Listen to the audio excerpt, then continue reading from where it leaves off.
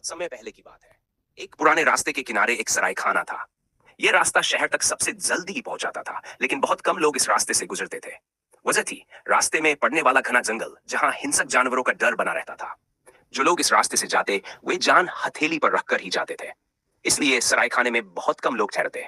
सराय वाले के पास ज्यादा काम नहीं था, बस दिन भर खाली बैठा रहता। लेकिन वह आदमी नेक दिल था। जो भी सराय में आता उसका अच्छे से सत्कार करता। अगर किसी के पास पैसे के कम होते तो वह उनसे भी छोटा मोटा काम करवा लेता। सामंत और जादुई मिट्टी। एक दिन रात को एक पथिक सराय में आया। उसका नाम था सामंत। वह जाति से कुम्हार था और मिट्टी के बर्तन बनाकर बेचता था। उसने वहीं खाना खाया और रात भर रुक गया। सुबह जब चलने लगा तो सराय वाले को पैसे देने थे, लेकिन उसके पास पैसे नहीं थे। सामंत ने सोचा, सराय वाला अच्छा आदमी है, उसकी तारीफ करूंगा तो शायद बिना पैसे लिए ही जाने देगा। उसने कहा, आप सच में बहुत अच्छे आदमी हैं। आपकी सराय जैसी जगह कहीं नहीं देखी। सराय वाला खुश हो गया और बोला, कोई बात नहीं भाई, पैसे नहीं है तो मत दो, जा सकते हो।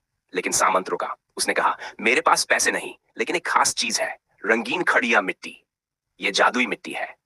फिर उसने दीवार पर एक खूबसूरत मयूर मोर का चित्र बनाया। उसने मिट्टी के अलग अलग रंगों से उसकी देह सजाई, जिसे वह एकदम असली मयूर जैसा लगने लगा। वाह, ऐसा सुंदर चित्र पहले कभी नहीं देखा। सामंत मुस्कुराया और बोला, अब कुछ और देखो। उसने ताली बजाई, एक बार, दो बार, और आश्चर्य, दीवार का मयूर सचमुच जीवित हो गया। उसने गर्दन हिलाई, फिर दीवार से उतरकर जमीन पर आया और अपने पंख फैलाकर नाचने लगा। चारों तरफ सन्नाटा छा गया। सराय वाले की आंखें फटी की फटी रह गई।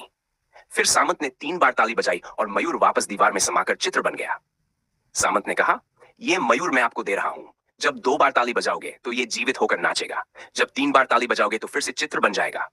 लेकिन एक बात याद रखना, अगर कमरे में सिर्फ एक आदमी होगा तो मयूर जिंदा तो होगा, लेकिन तुरंत मर जाएगा।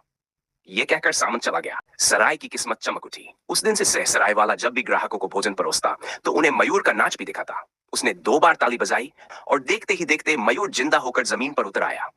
उसने पंख फैलाए और नाचने लगा। ग्राहक चकित रह गए। धीरे धीरे मयूर के नाच की खबर चारों ओर फैल गई। लोग दूर दूर से सिर्फ यह चमत्कार देखने आने लगे।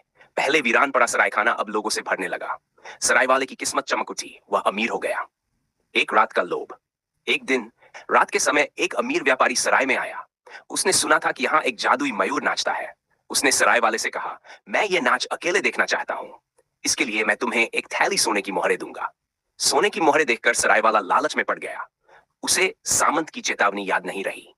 कमरे में बस वही था। उसने 2 बार ताली बजाई। मयूर हिला, लेकिन ठीक से नहीं। उसकी चाल लड़खड़ा रही थी। उसने जमीन पर पैर रखा पर नाच नहीं सका। वह थर थर कांपने लगा, फिर वहीं गिर पड़ा और मर गया।